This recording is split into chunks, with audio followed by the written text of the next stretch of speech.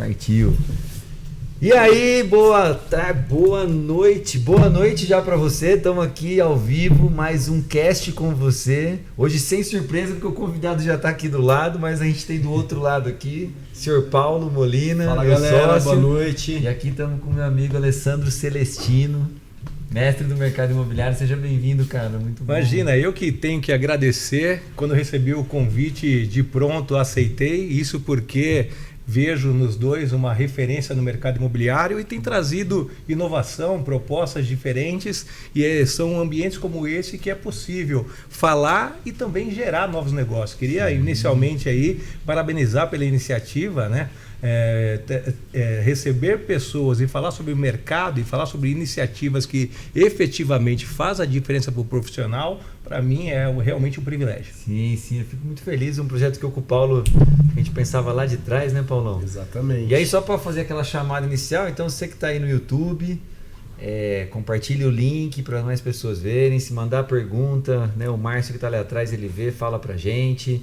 E convida as pessoas para vir, vocês vão entender mais e, enfim, fica conectado aí ao cast com você. Então, antes da gente começar o bate-papo aqui... Dá minhas boas-vindas também boas-vindas, ao Celestino aí, né? Obrigado, um cara que a gente Paulo. conheceu aí na jornada no mercado imobiliário, um cara que estimamos bastante e por isso que está aqui nessa mesa hoje e que também fez parte da história, né, Samuel? Fez! Porque, eu não sei, né? Você sabe, né, Celestino, a gente vem... nessa etapa inicial do cast com você, a ideia é trazer pessoas, né, que fizeram parte desse movimento que hoje se chama Keller Williams, KW com você, cast com você, né, e que de uma maneira indireta você fez parte dessa história aqui, né, e a gente faz muita satisfação de ter você aqui. Até fazer o gancho pegando nisso para começar com ele, porque... Né, eu acho que tem a ver com essa trajetória, né? Que com certeza. Muitas pessoas, onde a gente estava antes, estava depois. Isso. O Celestino é um cara que a gente acompanhou essa ponte, né? Sem dúvida. Mudança. Mas antes de começar, eu queria fazer uma coisa importante, que é dar um presente, cara. Muito obrigado. Aí sim. Valeu demais. Ó, alguns dizem que é a Bíblia do mercado imobiliário, hein? Que assim seja. Sim. Eu parei o uso aí, cada palavra, colocar no dia a dia. Isso aqui é uma Obrigado versão, pelo presente. é uma versão português de Portugal, porque a gente ainda não lançou a versão português Brasil, né? Ela está sendo trabalhada. Na internet esse livro, quem quiser comprar só encontra em inglês. A gente tem os direitos autorais desse livro aqui no Brasil.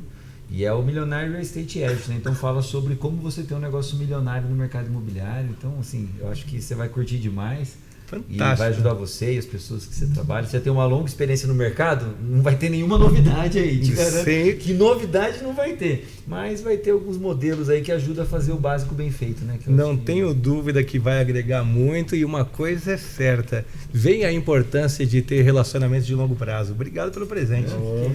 Privilégio. Vai ser muito bom ver você pegar o conhecimento aí, a gente trocar, enfim. E você vê, essa frase aqui para mim é a mais impactante, Celestino.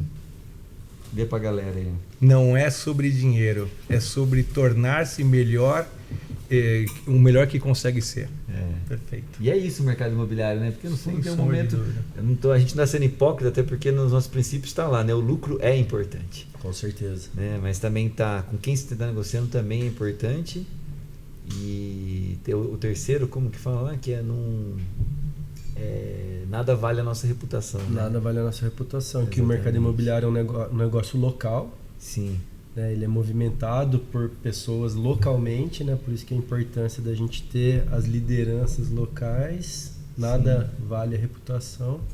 E esse negócio sobre o dinheiro, né, cara? Eu vejo que é muito sobre o que a gente fala muito sobre você ser melhor a cada dia, sobre se profissionalizar, sobre você se tornar cada vez mais uma referência dentro do seu propósito de trabalho, né? E isso, consequentemente, vai te trazer resultados monetários e financeiros que a gente precisa, né? Para tudo que a gente quer fazer na nossa vida. Top. E o mercado imobiliário sendo um mercado extremamente, né, alavancado financeiramente, né? Porque é um mercado bilionário. Sem dúvida. Então, você fazendo bem feito dentro do mercado imobiliário, você tem grande chance de ganhar dinheiro. E isso que você trouxe é algo extremamente importante. Por quê? Porque o mercado imobiliário ele está entre as 10 profissões que melhor remuneram no mundo. E embora essa seja uma realidade, poucos que iniciam a atividade sabem o quão complexo é.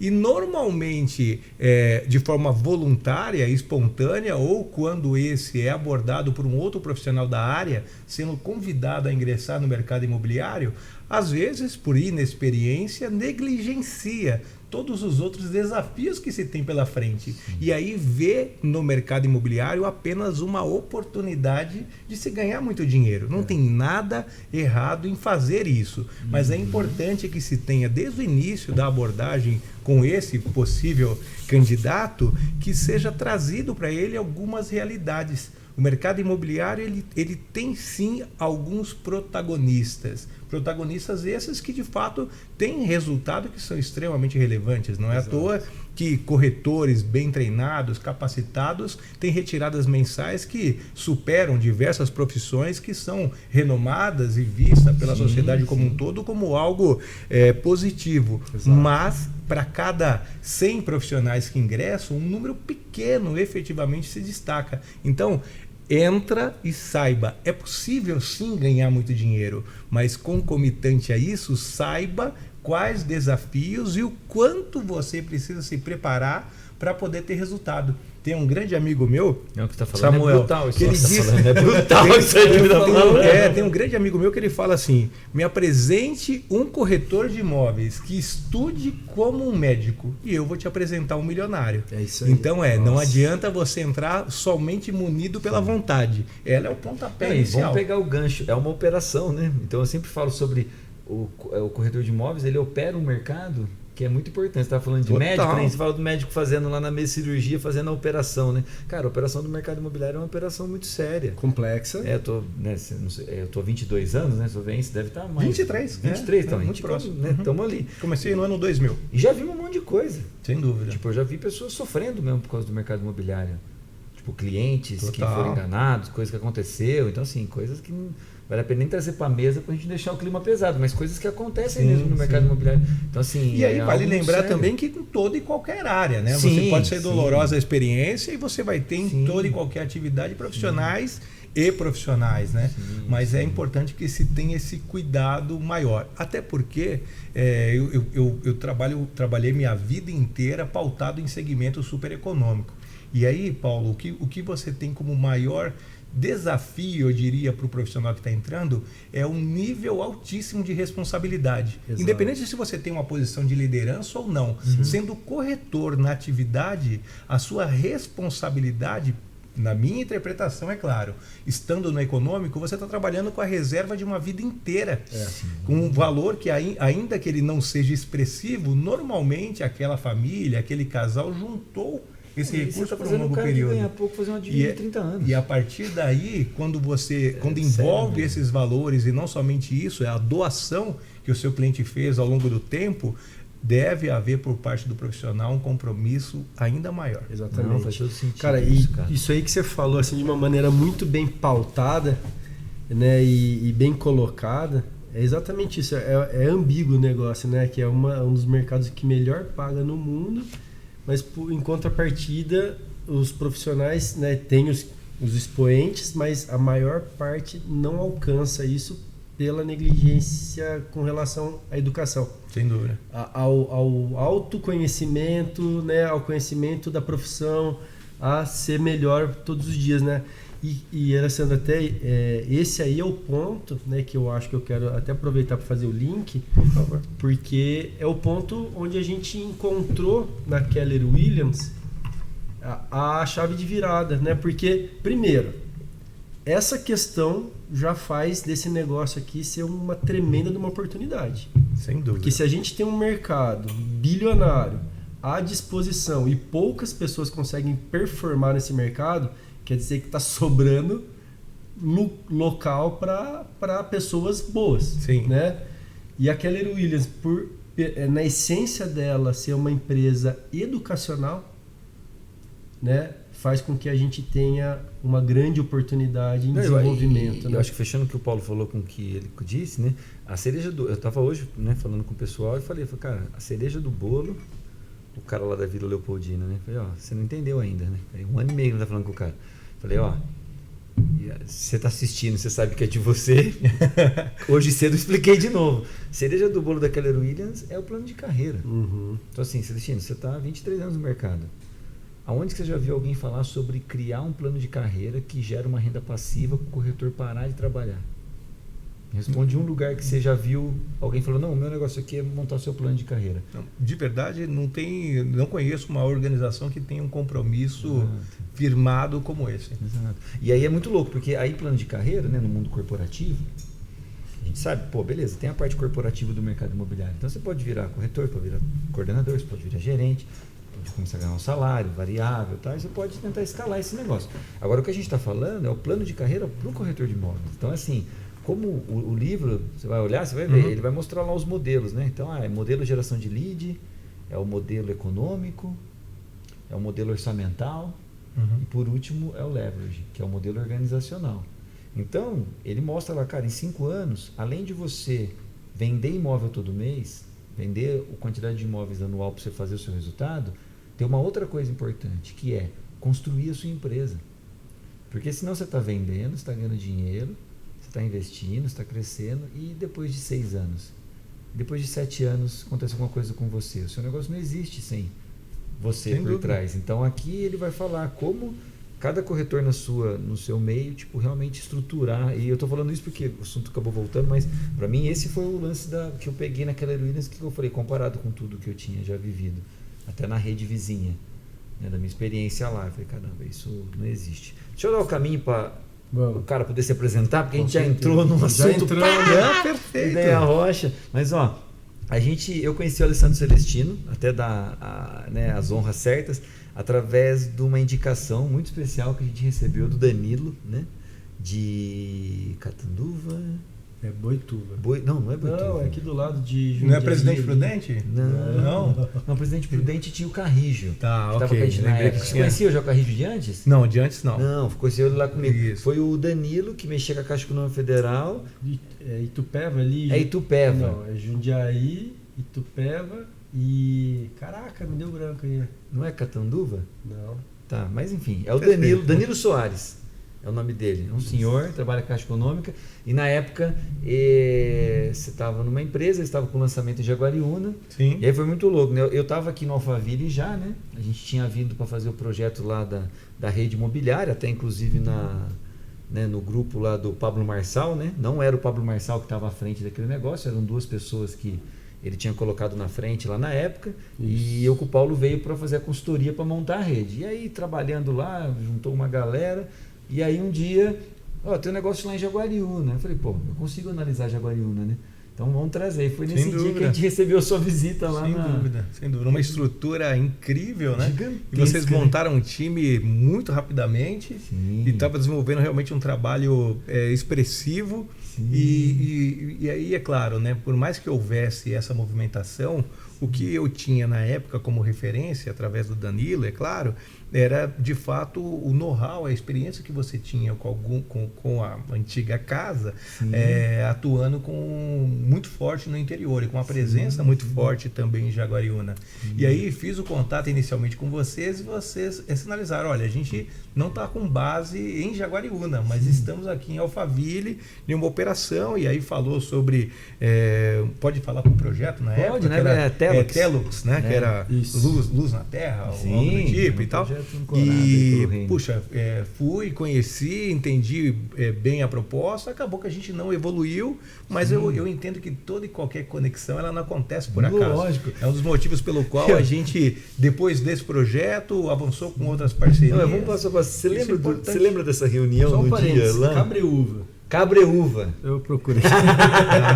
Perfeito. Meu sócio conformidade aqui. Isso mesmo, Cabreúva, verdade. Eu tive anteriormente com ele e depois ele fez a aproximação. Mas, cara, uma pergunta inusitada. Você lembra dessa reunião? Você lembra fisicamente dessa reunião? Lembro-me bem. Você lembra da sala? Lembro da sala, lembro que tinha um vitral aqui cheio de meta, desafios, ações. Cara, a gente fez um mini hospício lá nessa sala, assim, numa noite. Era um aquário, né? Cheio de vidro. Cheio de vidro. E, cara, a gente ficou lá fritando 3 horas com informação. Eu ligava pra Jaguariúna, perguntava as coisas, os caras iam anotando lá. Eu, Carrilho e o Paulo, cara, e a gente montou tudo. Aí terminou, fizemos um master plan e falaram, não, isso aqui tá bom pra gente apresentar pros caras. Ali, vamos né? apagar esses negócios aqui. Aí hora que os caras falaram isso, eu nem lembro quem que falou, não, mas por que apagar? Deixa esse negócio escrito aí, mano. O cara vai vir aqui, ele vai olhar isso aí, tá o nosso trampo aí, né? Vai ver que a gente estudou o assunto, né? E ficou muito claro, ficou evidente, seja estrategicamente ou não, o que de fato me chamou muita atenção é porque você, como empreendedor, o que você mais quer é ter parceiros que debruçam sobre o tema.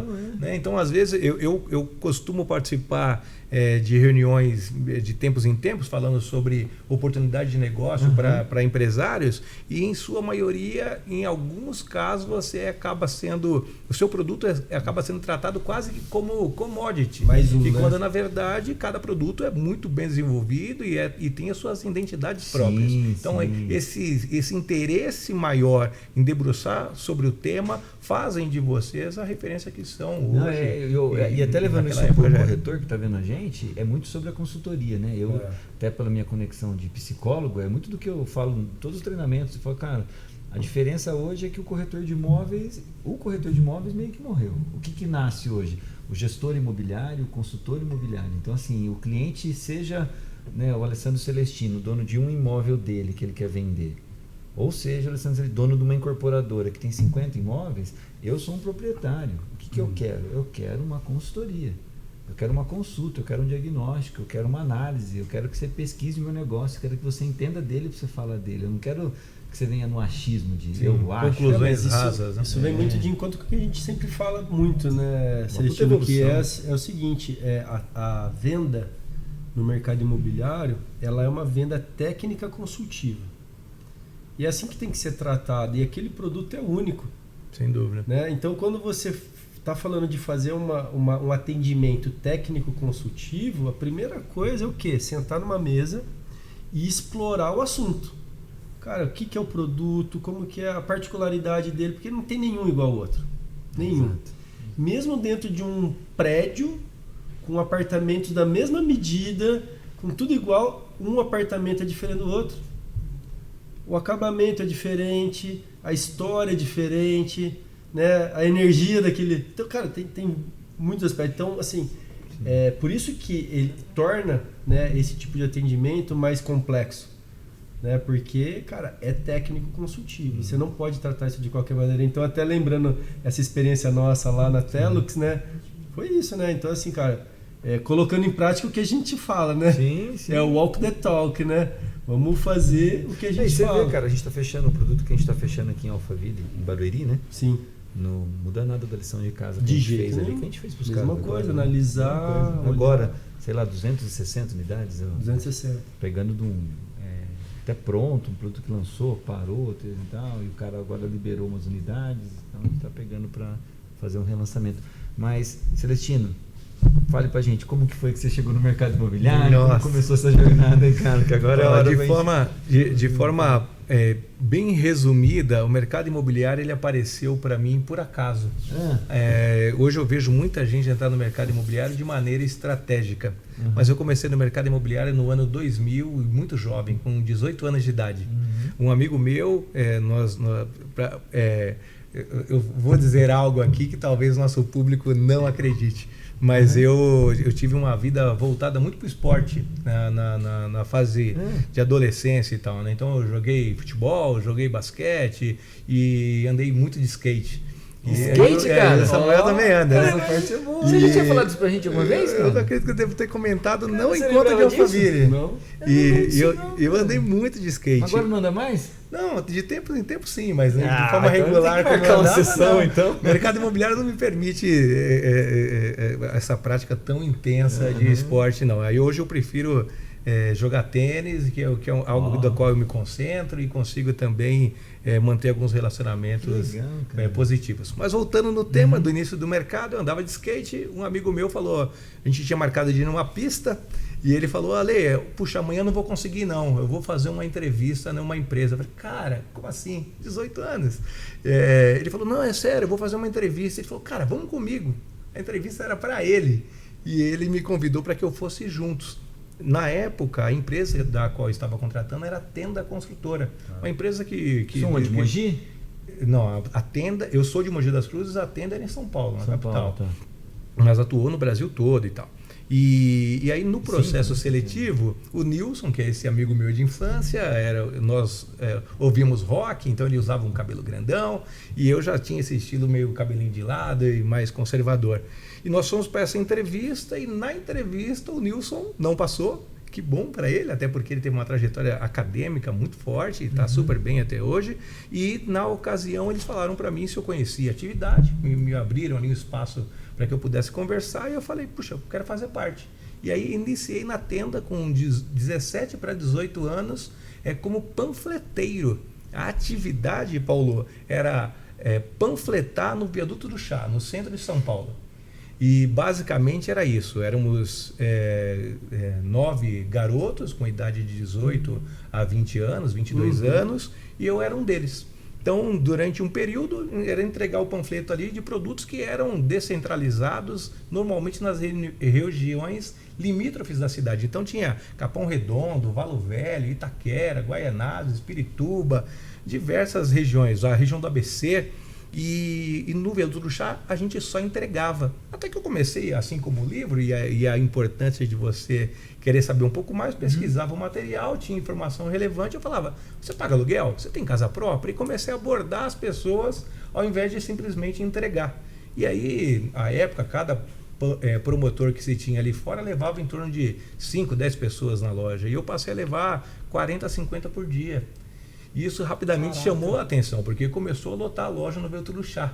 Aí o Vieira, que era um gerente geral na época, falou, poxa, Alessandro, você fala muito bem com as pessoas, quem entra sabendo sobre os produtos, e eu queria te colocar como corretor. Cara, eu não sabia nem o que corretor fazia, né? Para mim, o que eu via era as pessoas entrando e saindo de terno, eu usava um capacete na rua, um macacão cheio de panfleto, eu falei, puxa, é a oportunidade da minha vida. Não sei nem o que faz, mas quero isso para mim. Eu lembrei agora dos panfleteiros, o capacete para chamar atenção. Né? E aí iniciei na Tenda, só que até a minha entrada tem uma outra particularidade, que para quem está pensando em iniciar no mercado imobiliário, vai aí uma dica, a questão da atitude. O Vieira falou, Alessandro, você é muito jovem, eu quero que você realmente seja corretor, mas para que você seja, você vai ter que conversar com o nosso diretor, que era o Guzmão, um profissional com um perfil bastante arrojado, dinâmico, muito exigente. E aí eu fui, só para contextualizar, fui até a sala do Guzmão e falei, Gustavo, o Vieira disse que era para eu vir aqui, e aí com a voz trêmula e tal, falar com você. Ele falou, não, eu não tenho nada para falar com você. Você quer falar comigo. O que você quer falar comigo? Dessa forma. Caraca. E aí eu, jovenzinho, 18 anos, falei, eu quero falar com você. Ele falou, o que você quer falar? Eu falei, eu quero ser corretor de imóveis. Ele falou, certo. Então, espera um pouquinho. Aí ele abriu a porta da sala dele, de frente para um salão com cerca de 30 executivos, e disse, olá, pessoal, olha quem quer ser corretor de imóveis, o panfleteiro. E aí todos riram, somente eu não ri. Eu falei, é isso mesmo. E se eu não for o melhor corretor aqui, você me manda embora. Ele falou, tá fechado.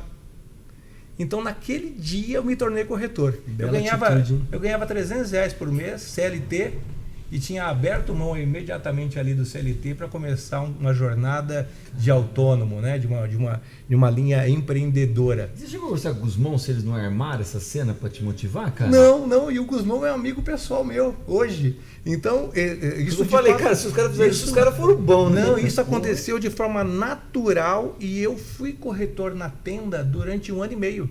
E durante 1 ano e meio eu fui campeão de vendas na Tenda.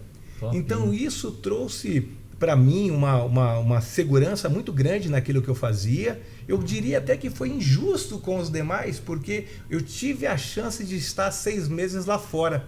Então, primeiro, era um upgrade na minha carreira, eu passava ali, né, um dia inteiro em pé, embaixo de sol e tal, e aí eu entro num ambiente com ar-condicionado e com oportunidade de ganho ilimitada e sabendo de forma antecipada sobre os produtos. Quem começava como corretor tinha que aprender tudo. Eu entrei e já sabia os bairros, o número de dormitórios, o número de lazer, os ônibus que passavam próximo, o acesso ao trabalho do cliente. Então eu conhecia muito bem. Mas por informação, né? Você estudou. Buscou a informação. Você não foi um simples panfleteiro que exato. pegou aquele material e entregava. Exatamente. Então, Você durante um ano e meio, eu fui campeão de vendas na tenda e logo depois veio a oportunidade para que eu pudesse ser supervisor. E aí, parte dessa história, Samuel, vai de encontro com a história do Paulo. Você me corrija se estiver errado.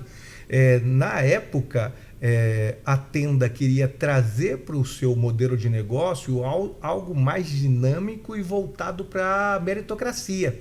E contratou um ex-executivo da Ambev. E parte da sua história tem a ver com a Ambev. Samuel. Então, a gente nós conhecemos dentro da Ambev. Exato. Eu saí do mercado, entrei na Ambev e conheci ele lá em 2008. É isso mesmo. Então, diante dessa realidade, chegou até a empresa um executivo chamado João Marcos. O João Marcos foi um executivo na Ambev durante um longo período e assumiu a operação. Quando ele entrou, isso sim foi combinado. E ele me revelou posteriormente. O Vieira, que é um carioca, né, um profissional mais maduro, um perfil muito legal, ele falou assim, vem aqui, garotinho. Ele falou, vem aqui, garotinho, tá chegando uma almofadinha aí. E aí eu quero que você leve ele em todos os produtos, mostra para ele. Mas não me disse quem era o cara e nem o que o cara vinha fazer na empresa. E aí esse João Marcos chegou até o escritório, eu entrei no carro dele e fui em todas as obras e comecei a mostrar do detalhe sobre todos os produtos. E rodei com ele um dia inteiro, porque eram inúmeras obras nos cantos mais diversos da cidade. Terminou ali o dia, agradeci a ele, ele foi embora e no dia seguinte, no mesmo dia, chegou um comunicado. Reunião geral, amanhã, tal. E aí fomos todos nós, e aí o Vieira tomou a palavra e falou, olha, pessoal, hoje tem um comunicado, a nossa empresa está crescendo, estamos ganhando corpo e chega aí um novo executivo. João Marcos, nossa, uma almofadinha.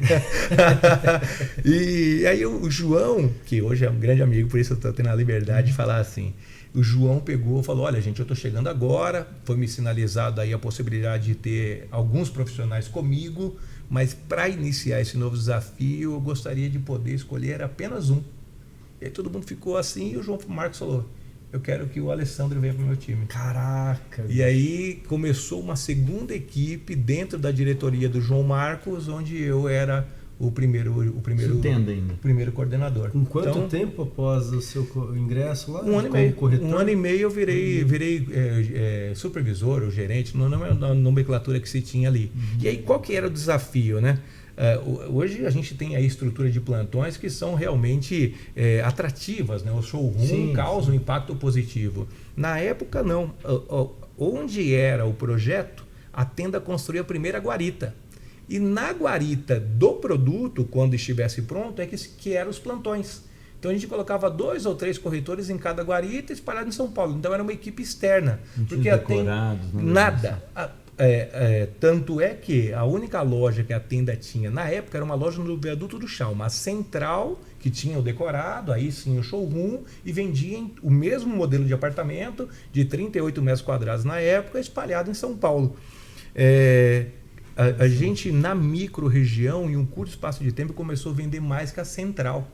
E aí foi dado o desafio para que a gente pudesse abrir mais lojas. O João Marcos saiu da tenda, assumiu uma outra operação, eu assumi a posição do qual ele exercia, então fui de panfleteiro, supervisor, gerente, coordenador, gerente de vendas e marketing, até assumir toda a área de vendas da tenda em São Paulo. Caramba. Então a tenda para mim foi uma escola. E aí, é claro, não estendendo na história, em 2007 para 2008 a tenda faz o IPO. E logo depois da abertura de capital, a Gafisa faz a compra da empresa. Logo, não fazia sentido manter o mesmo corpo diretivo da companhia. Percebendo as movimentações de cenário, eu fui convidado para assumir a operação econômica da Cyrela. Na época, em 2008, a Cyrela abria a Living. Então eu fui convidado para abrir as lojas da Living em 2008. O Romeu Braga, que era um dos executivos da Cyrela, teve uma rápida passagem pela tenda e me convidou. E aí na Living eu tive a primeira experiência com plantões. Tem outras empresas da qual fizeram parte na trajetória, mas eu queria falar especificamente sobre essas duas, claro. Onde eu tive primeiro a oportunidade de gerir lojas espalhadas em São Paulo, e aí eu abri várias lojas, indo do Veloso do Chá até São José dos Campos, eram 12 lojas no total. Então foi uma operação muito exitosa, a gente vendia na época cerca de 400, 500 unidades por mês. Quando eu tomei a decisão de ir para a Living, para mim, mais uma vez, né, por ter sido sempre um líder barriga no balcão, gerindo pelo exemplo, vocês conhecem um pouco do meu perfil, sabe? Sim. As pessoas, imediatamente, quando eu tomei a decisão de sair, quiseram ir comigo para a Living. Mesmo eles tendo ali um modelo CLT, tendo ali alguns benefícios e tal, entenderam que a oportunidade de ganho e de crescimento na Living seria muito maior. Assim o fizeram, tive um rápido destaque na Living. Em 6 meses, eu entrei em junho de 2008 na Living. E no ano de 2008, 6 meses depois, eu fui campeão do ano com quem teve ali 12 meses para poder produzir. Então, teve todo esse período da trajetória. Uhum. Então, essa particularidade.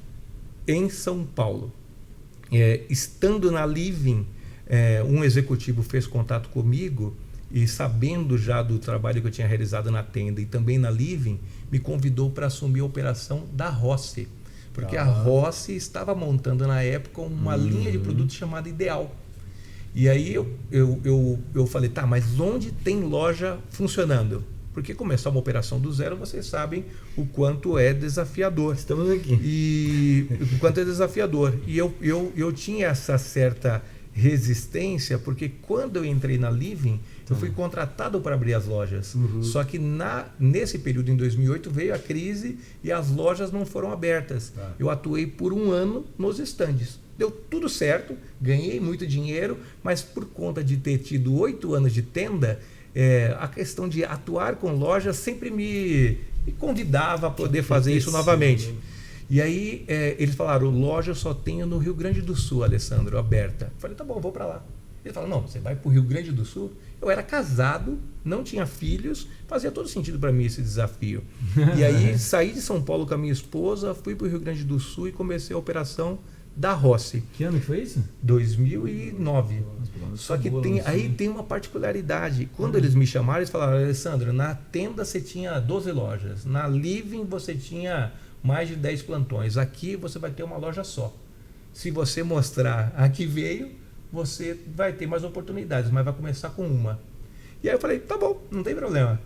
Só que assim, tinham 2 lojas, Paulo, que era uma na Rua dos Andradas, no centro de Porto Alegre, no Centro Velho, e uma na Estação Transurb, que é La Salle, em Canoas. É uma cidade, como pode dizer, satélite de Porto Alegre. Sim.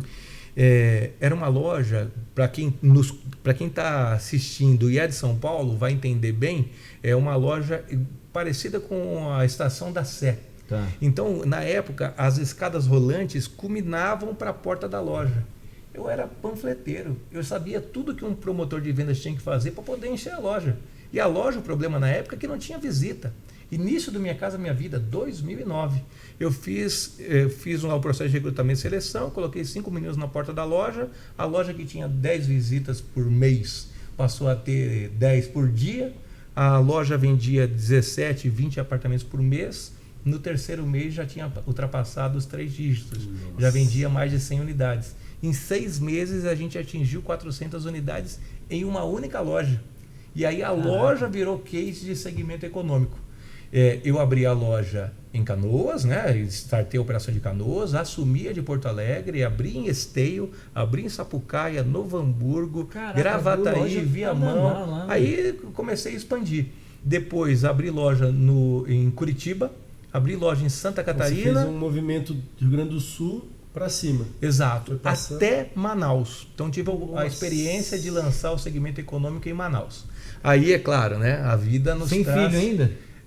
no Sul, meu primeiro filho nasceu. Hoje tem 13 anos. Um beijão aí, Nicolas, que vai assistir com a gente, com certeza. Então, por conta disso, meu filho nasceu e aí a distância da família começou a pesar bastante. Então, fiquei quase 5 anos na Rossi, foi muito exitoso esse período, mas decidi voltar para São Paulo. Então, falei de 3 organizações e aí tenho ali uma passagem. São Paulo qual ano? Você volta? Voltei para São Paulo em 2013.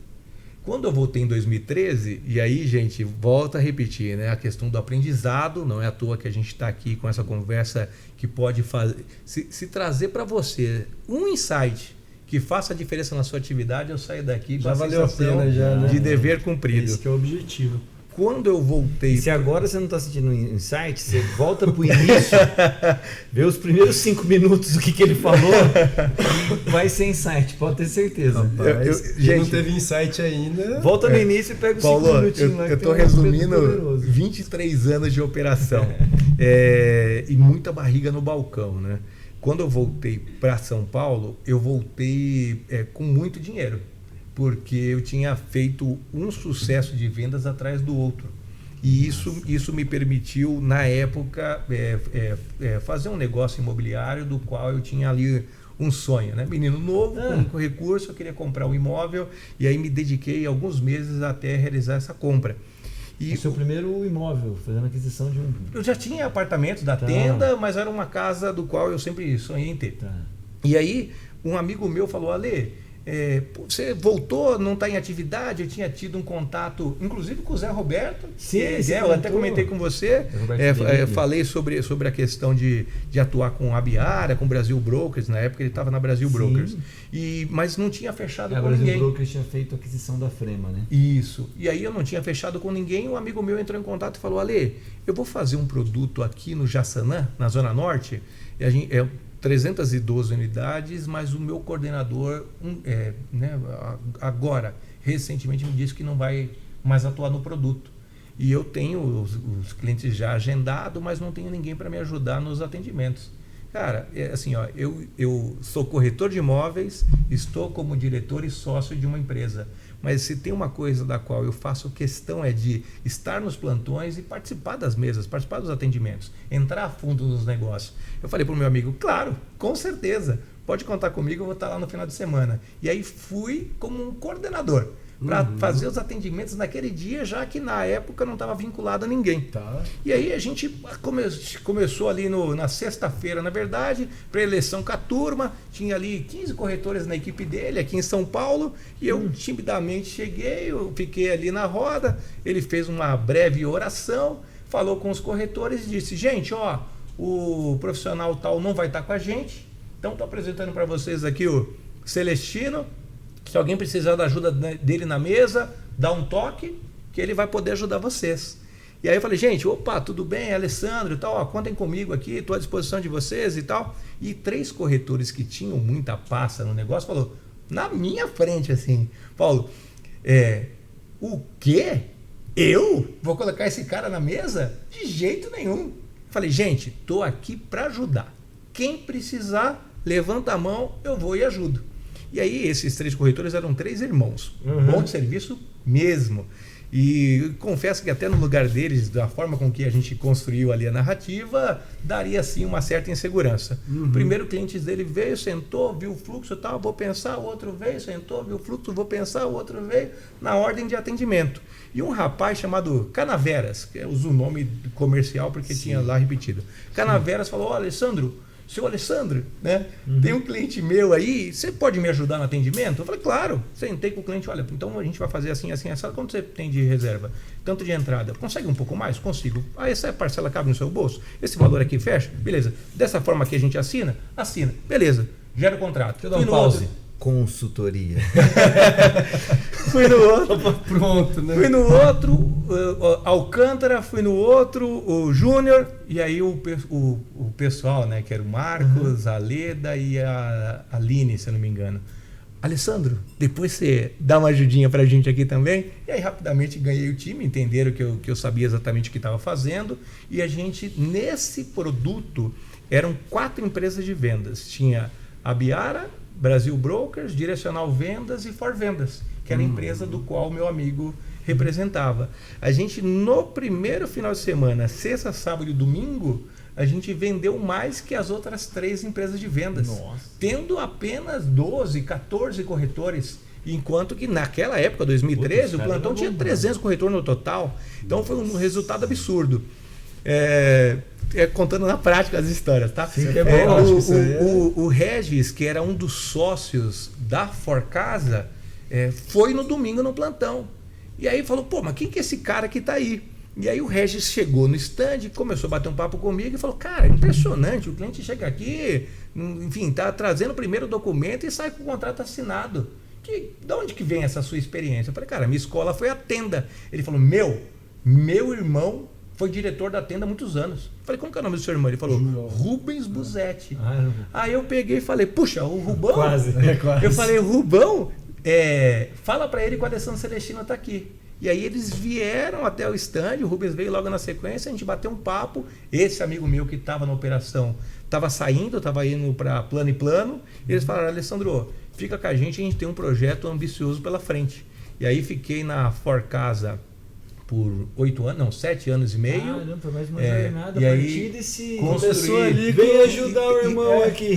Passar o fim de semana Paulo, aqui. a operação era muito exitosa. Por quê? Porque a Forcasa tinha uma Joy-V com a Direcional. E a Direcional já era a segunda maior do Brasil. Então a gente tinha uma alavancagem que nos permitia crescer em grande escala. Imagina. Eu comecei em um plantão e em um curto espaço de tempo a gente estava atuando já em 10 cidades, né? Catanduva, Votuporanga, Rio Claro, Santa Bárbara, Americana, Limeira. Puxa, até São José dos Campos a gente lançou projetos. E aí, de novo, sai de uma linha de 20, 30 vendas mês e começa a vender 200, 250 unidades. Você é o cara do leverage. Então, segmento É o cara do econômico... Sabe o que é o leverage? Me contextualiza, por Alavancagem. favor. Alavancagem. Ok. Crescer Que em escala. que é o quarto modelo aí que eles ensinam. Que é quando você alcança... Cara, como que você escala, growth, é o leverage. É uma coisa que você fez, né, de maneira natural ao longo da sua história, né, que você está contando. Então, dentro da Forcasa a gente conseguiu essa expansão, me tornei sócio da Forcasa. Então você vê que, que as oportunidades foi acontecendo à medida em que os desafios vinham e eu me mostrava capaz de agarrá-las e poder entregar o máximo possível. Realmente foi foi um desafio muito bom. Para o mercado, o que a gente pode trazer para quem entra, né? Primeiro, a questão de estudar muito, porque de fato você vai trabalhar com um cliente muito bem informado. A gente até fala, Paulo, que no mercado imobiliário,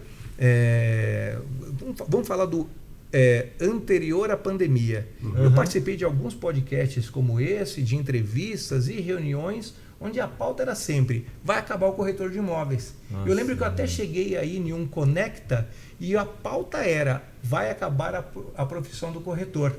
E aí começa... Eu vou ser sincero, eu fiquei de saco cheio essa época, porque eu falava, cara, como que alguém tá falando isso, né? Tipo, eu falo, cara, a gente tá no Brasil, né? Você olha para os mercados mais robustos, né? Mercado americano, etc. Tipo, é uma bola de cristal. Porque você olha para os caras, o que está acontecendo lá hoje vai acontecer aqui daqui 5 anos. Sim.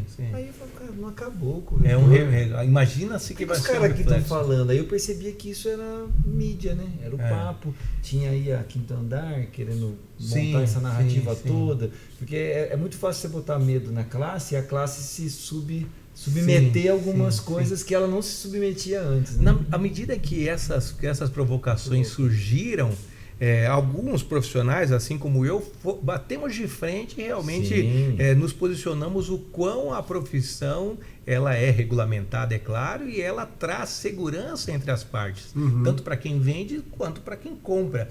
Mas esse tema eu percebo que a partir da pandemia ele caiu por terra. Por quê? Porque o corretor de imóveis hoje, para você que está chegando, ela nunca teve tanto protagonismo. Um dado importante, né? Se você juntar todas as construtoras e incorporadoras do país, somando inclusive as maiores do país, e pegar os 15 corretores mais influentes nas redes sociais, esses 15 juntos tem mais seguidores e relevância que todas as incorporadoras. Então, o corretor de imóveis que há 3 anos atrás 4 anos atrás poderia estar extinto, hoje ele é protagonista no nosso mercado. Sim. E é ele que norteia todas as campanhas, o desejo de compra. Por quê? Porque ele entendeu que o papel dele vai muito mais além de prestar atendimento. Como o Samuel bem trouxe, é um trabalho realmente consultivo. Entender a necessidade do outro e, a partir dessa compreensão, desse entendimento, gerar mais negócios. Sim. Tanto é que, e aí um outro ponto, né? A mulher no mercado imobiliário nos últimos 4 anos vem tendo uma ascensão absurda. Por quê? Porque ela, diferente dos homens, entende melhor a necessidade da família. E aí tem 2 pontos, Celestino, que eu posso complementar para você, assim, que você está falando de algo que é brutal também. Porque, no fundo, nos 4 anos aqui, né? Você pegar no estado, você pegar esse livro aí, você vai ver que tem 100 corretores que eles fizeram um corpo docente, porque isso aqui não é a história do Gary Keller, não é sobre feminita, não sei o quê. É uma metodologia. Então, o que ele fez? Ele juntou lá os 100 corretores, quando ele começou a montar a Keller Williams, juntou esses 100 corretores e começou a entender. O que você fez para você chegar nesse nível?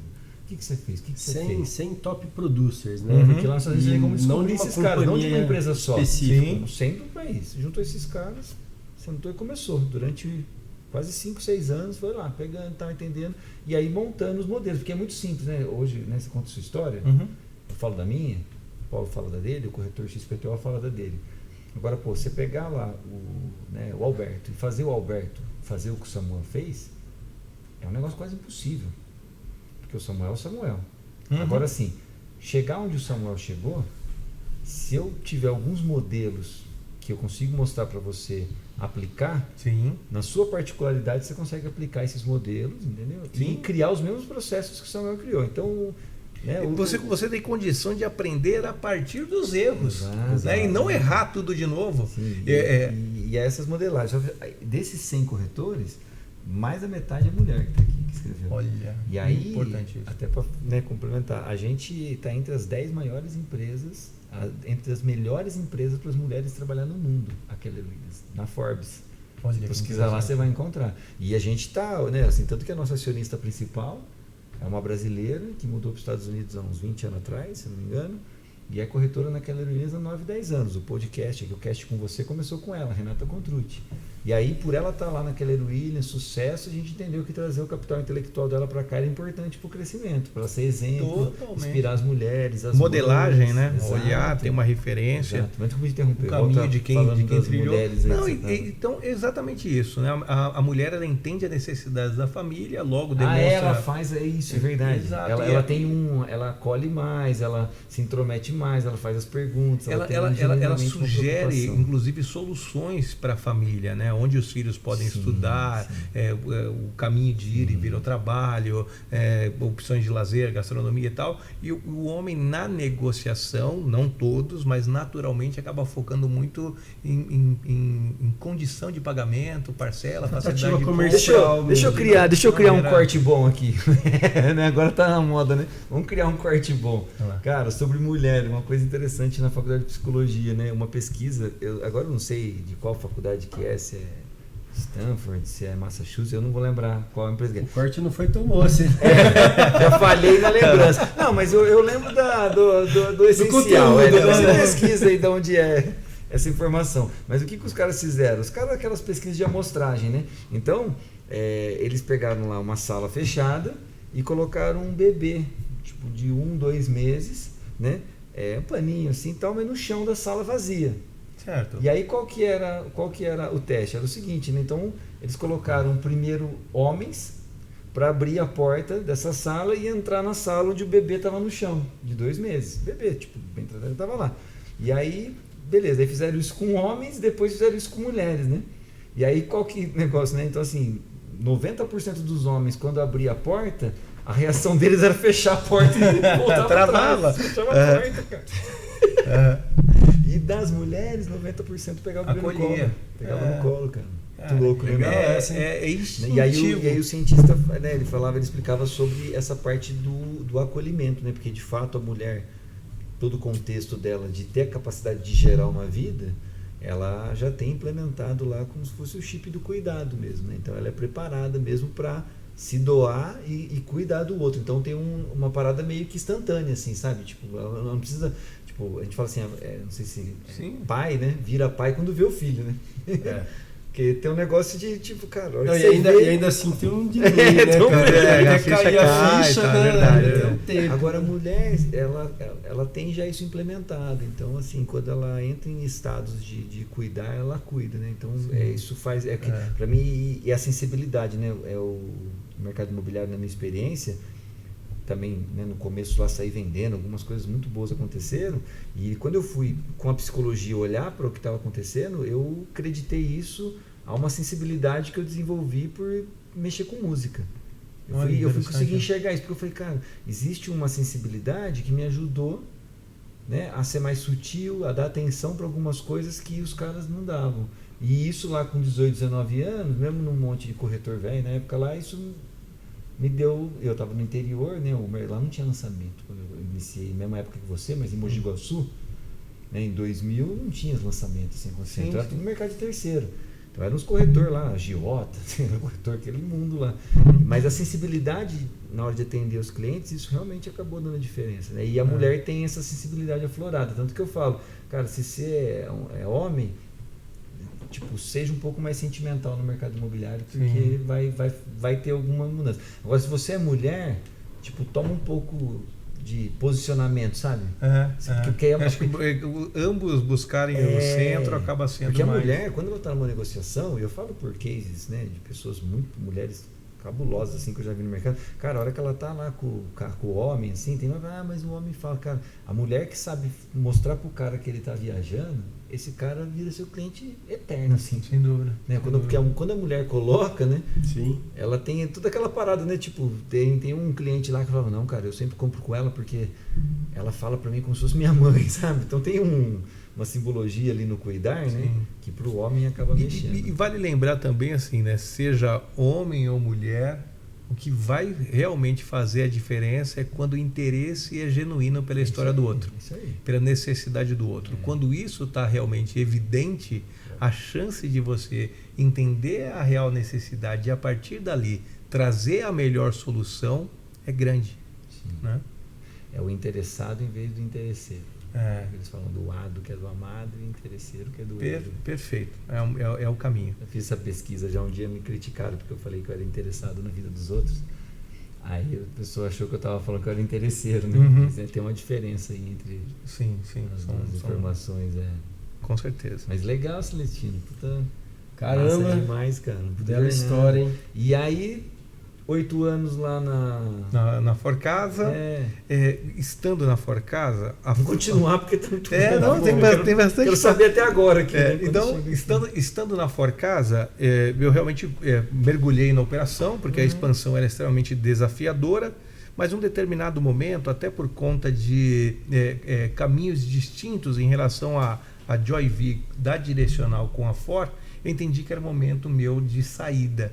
E uma empresa que chegava em São Paulo, na verdade já estava em São Paulo, atuando com um único produto no Morumbi, mas tinha um segundo movimento para lançar concomitante Votorantins, Indaiatuba, Sumaré e Hortolândia.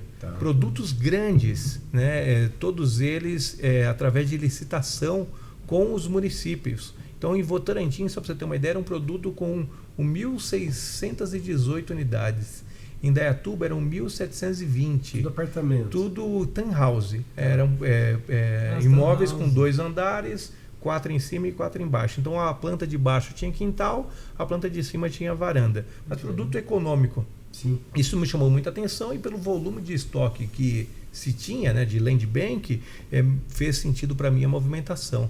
Eu assumi a operação dessa empresa chamada Vic Engenharia. A gente tem uma particularidade, e aí são realmente cases que marcam efetivamente o trabalho que foi feito. Eu lembro que quando a gente foi lançar o primeiro produto foi em Votorantins, e a gente tinha uma verba destinada para a operação de marketing prêmios. E aí eu entrei em contato com a gerente de marketing, que era em Minas. Falei, olha, a gente vai fazer o meeting e tal, tem aqui uma taxa que eu posso utilizar, mas que prêmio que eu posso colocar? Aí ela, de forma bem humorada, me disse, Alessandro, coloca qualquer um. Em 10 anos a gente nunca bateu uma meta.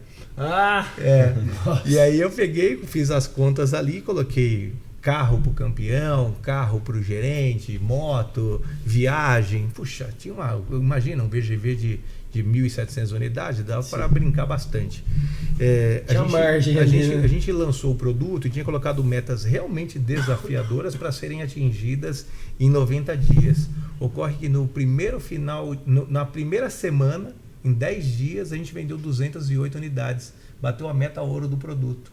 E aí foi um lançamento seguido do outro, a gente batendo as metas e entregando prêmios. Foi extremamente exitoso. O Eduardo Guatimozzi, que é o presidente da VIC, é um amigo até hoje, um cara maravilhoso, mas assim que eu saí da Forcasa, que era uma empresa que começou lá atrás com a tenda, nem contei essa parte do processo, a Forcasa era uma empresa que construía para tenda em São Paulo. E aí se tornou incorporadora e por esse motivo eu tinha um vínculo com eles. Tá. Uma outra empresa com a história muito parecida e andavam juntos era a Arbor Engenharia. Assim que eu saí a gente conheceu você estava na Arbor. Assim que eu saí da Fora e fui para a VIC, o Vinícius, que é um dos donos da Arbor, fez contato comigo e falou, Alessandro, a gente quis te convidar por 7 anos. Mas como esse período todo você estava na Forcasa, por uma questão de cavalheirismo e cordialidade com os caras, a gente não te chamou. A gente quer montar uma empresa. Ética dos caras. A gente quer montar uma empresa de vendas da Arbor. E a gente queria que você fizesse isso. Então eu saí da VIC, um ano depois, entrei na Arbor Engenharia, você montei foi a Arbor. 2018, não, um pouco mais, 2020. Eu fiquei meio pensando no lançamento de Jaguariúna. 2020, 2021. Porque então, 22 foi quando a gente se trombou. 2020, 21. Eu fui para a Arbor Engenharia, montei empresa de vendas, montei RH, montei secretaria, montei academia de vendas, toda a estrutura de vendas, atuei lá por quase 3 anos e recentemente fiz a movimentação para a companhia que eu estou hoje. Na Arbor Engenharia, a gente tinha realmente um perfil de lançar produtos no interior, principalmente no interior, mas tem também na capital, e esses produtos tiveram uma aceitação muito rápido, porque a Arbor tinha esse cuidado de lançar produtos com bastante valor agregado, ainda sendo no segmento econômico. Então foi uma experiência muito boa. Então tem umas perguntas boas pra fazer para você, mas antes, conta. Você falou. Perguntar onde que você está hoje, né? Depois da Arbor. Então, depois da Arbor Engenharia, a operação da qual eu estou me dedicando hoje chama-se IES. A IES é uma empresa nova, posso chamar de nova, que ela tem 7 anos de operação, mas ela é uma joint venture de 2 empresas. Uma chama-se Milan, em São Paulo, tem 70 anos de mercado, já é a 4ª geração da empresa, atua no segmento médio e alto padrão em São Paulo. Médio e alto? Nos bairros do Tatuapé, dos Jardins e de Perdizes. E a outra empresa é a JJR, bastante consolidada em Sorocaba, 35 anos de atuação, muita coisa pronta, entregue, com altíssimo padrão de qualidade. E agora, recentemente, eu abro a Praça de Campinas. Olha, cada uma tem a sua atuação e existe mais a IES, que é uma joint venture. Exato. Eu posso dizer que a IES é a holding que hoje opera e centraliza essas 2 operações. Então hoje eu só uso o nome IES. A ideia de contextualizar é para mostrar que são realmente 2 organizações diferentes, com tempo e expertises diferentes de mercado. E aí eu sou diretor e sócio da empresa de vendas. E nessa empresa de vendas a gente tem feito o lançamento nessas 3 regionais. Desde a minha entrada, quando eu assumi a operação, tinha cerca de 20 corretores e, curiosamente, o número de vendas estava ali entre 20 e 25 vendas mês. E aí, a cada mês consecutivo, parece até essas postagens padrão, mas não é. A gente tem a cada mês se superado e a cada mês batido um recorde atrás do outro. O último mês foi extremamente relevante, a gente conseguiu mais um resultado expressivo. Lançamos um produto chamado São Paulo 2, O nome é São Paulo 2, não é porque ele é na Avenida São Paulo, em Sorocaba. Tá. A gente colocou de novo uma meta de 90 dias e no primeiro final de semana não, no sábado do lançamento, às 10 da manhã, a gente já tinha batido a meta ouro, a maior meta do produto. Caraca. Então tem aí no próximo dia, acredito que no próximo dia 20, a gente está travando a data, eu vou entregar todos os prêmios lá para os campeões, gerentes Puta, e que tudo. delícia, hein, Campinas, a gente lançou. Você deve curtir, né? Que esse é um momento do caramba, né, cara? Demais. Assim, eu realmente vivo muito aquilo que eu faço, eu acredito muito naquilo que eu trago e tendo essa certeza, essa convicção do meu papel e daquilo que tem que executar, eu tenho, como você disse, conseguido fazer alavancagem. Eu falei muito sobre a questão do corretor e como que ele pode se comportar ao longo do período, mas se eu pudesse deixar para você que atua no mercado imobiliário como gestor uma dica, eu diria que o seu papel principal é trazer luz para o teu time. O líder ele é a pessoa que sempre vai iluminar o caminho para que o time possa prosseguir com segurança. Quando você entende esse seu papel de sair do protagonismo, embora você saiba a direção e o caminho que você objetiva com seu time, as chances do time ter sucesso é muito maior. Eu agradeço aqui o presente e o livro, e hoje faz parte da minha cabeceira um livro que é O Líder se Serve por Último. O autor é Simon Sinek. Isso, Simon Sinek. Esse livro traz exatamente isso. Ele narra um pouco dessa trajetória da humanidade, mostrando que no passado o líder, né, do grupo, do reino animal e da vida humana sempre era alguém mais forte, que na batalha se destacava. E normalmente quando se destacava ficava ali com o maior pedaço. Isso afugentava os demais.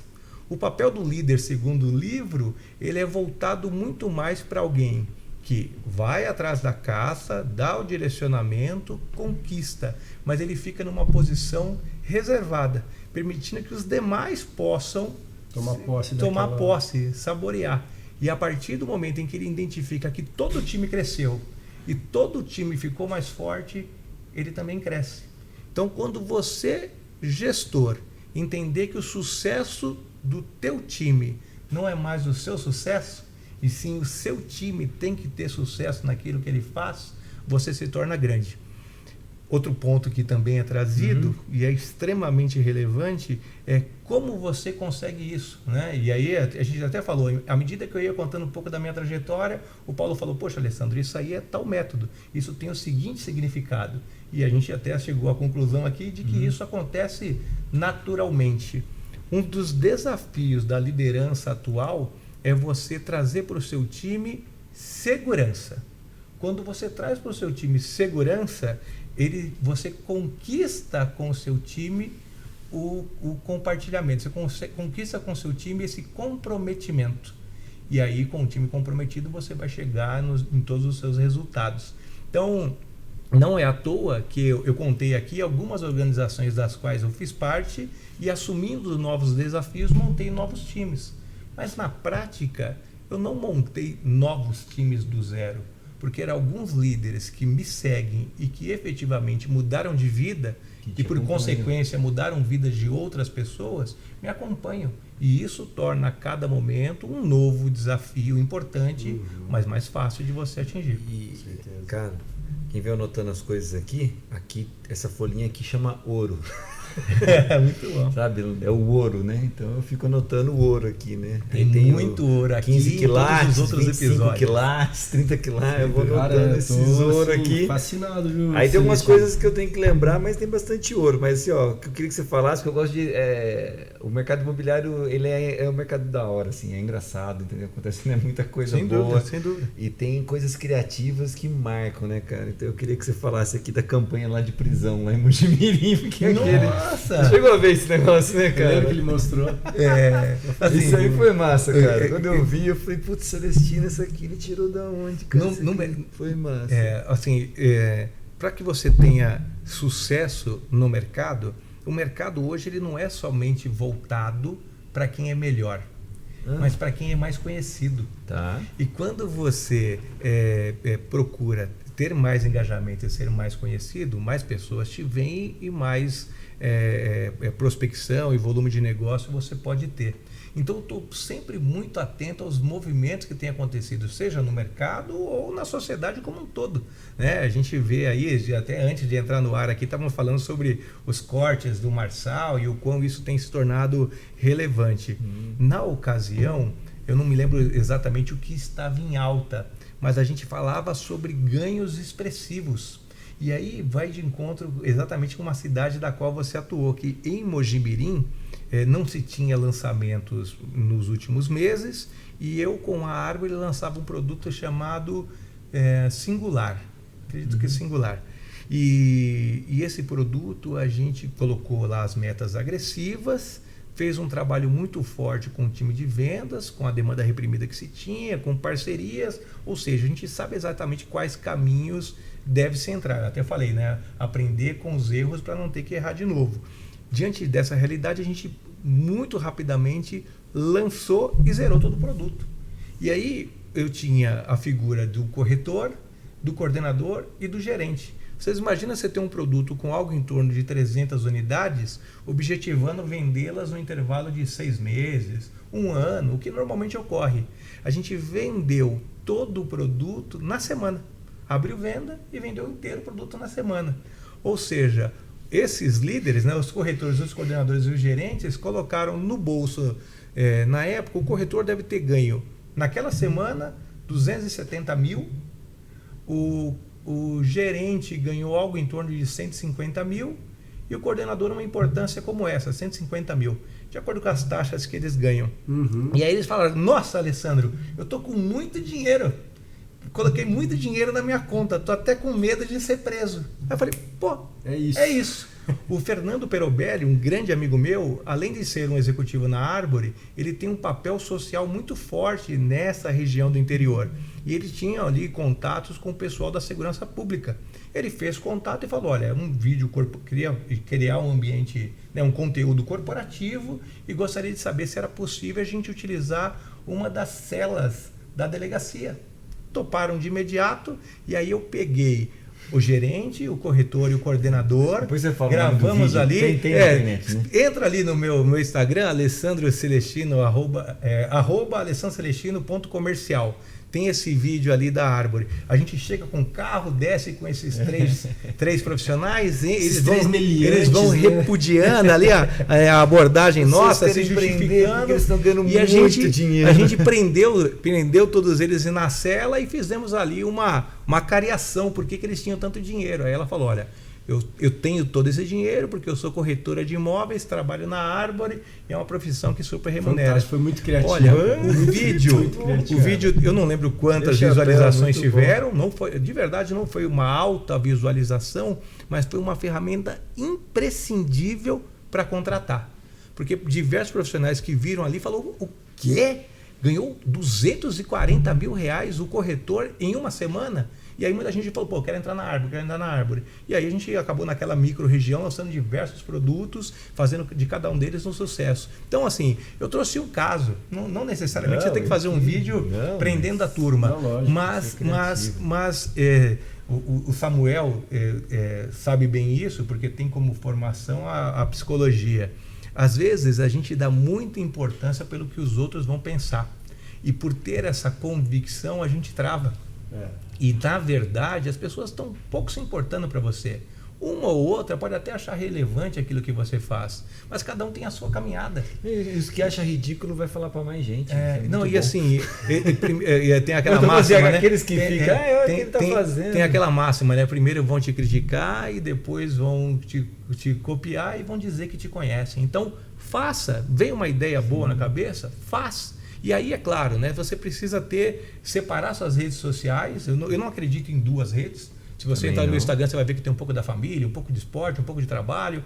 Mas eu diria que se você dividir sua rede social entre o produto, aquilo que você efetivamente oferta, seu lifestyle, como que é a sua vida, a sua relação com a família, esporte, lazer, o que você faz, autoridade, então mostrar que você é conhecedor naquilo que faz, isso cria para o teu público interesse naquilo, no seu conteúdo. Então, não dá para você ser um profissional de imóveis vivendo só de piada.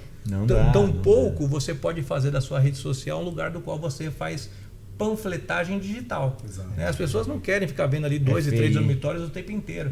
Viram classificado. Exato. Então, lá. Faça, permita-se, arrisque, porque se você encontrar um caminho e conseguir ter esse seu posicionamento com genuidade, né? Sendo genuíno naquilo que você faz, mostrando verdade, você vai ter seu público e certamente vai crescer na profissão. Você sabe que a gente teve até um dos últimos que a gente fez aqui, o cast, foi com a Emily, né? Que ela é a nossa head de marketing. E eu sou, né? Tipo, não sou... Às vezes falam mercadólogo, porque eu sou psicólogo, tudo mais, mas assim, nunca fiz nenhuma formação de marketing específico. Mas fui estudar o marketing digital, né? Fiz lá fórmula de lançamento, né? Fiz um negócio. E aí, quando eu olho hoje para o mercado imobiliário, eu sou o cara, assim, que tem falado para os corretores de... Assim, vamos voltar para o básico, cara. Porque eu acho assim, não dá para o corretor hoje iniciar no mercado achando que é a internet e o digital que vai fazer ele ganhar dinheiro. Agora, se ele fizer o que tem que ser feito no off, bem feito, aí ele pode usar a rede para escalar o negócio dele. Sem sombra de dúvida. Porque eu vejo hoje os caras entrando no mercado muito dependente do negócio. E aí, até hoje saiu um post no meu Instagram, e que foi uma discussão que eu tive com a Emily, né, que ela colocou lá, né, assim, hoje eu vejo esses, né, eu conversei com um videomaker aqui, ele falou, cara, eu ganhei mais dinheiro que muito corretor em Alphaville no ano passado, cobrando para fazer vídeo. E aí eu olho lá, né, aqui tem, né, enfim, um monte de, né, aqui em Alphaville, depois tipo, mercado de terceiro, né, que a gente opera, então tem uns fenômenos, acontece aqui, acontece em outros lugares. Então você entra lá, você vê um monte de corretor colocando aqueles vídeos maravilhosos da mansão de 4 milhas, 6 milhas. Chegando de carro importado. Aí vídeo de 5 minutos, 6 minutos. E aí o meu raciocínio foi o seguinte, foi caramba, cara, né? Me parece que o certo era eu trazer o cliente para vir ver o imóvel. E não eu levar para a mão do cliente quando ele está no banheiro o imóvel. E não eu levar no telefone do cliente quando ele está trabalhando o imóvel. Então, para mim, eu assim, tenho uma visão muito crítica que tipo, estão errando demais fazendo esses vídeos. Então, assim, é sobre foto, né? Eu estava até falando com o Fabio Ló, ele falou, não, vou fazer as fotos. Eu falei, cara, pode fazer as fotos. Pode fazer os vídeos bons. Agora, sim, tem um porquê do TikTok 30 segundos. Você, cara, começa a fazer uns vídeos de 15 segundos. Não vai mostrar a casa inteira, cara.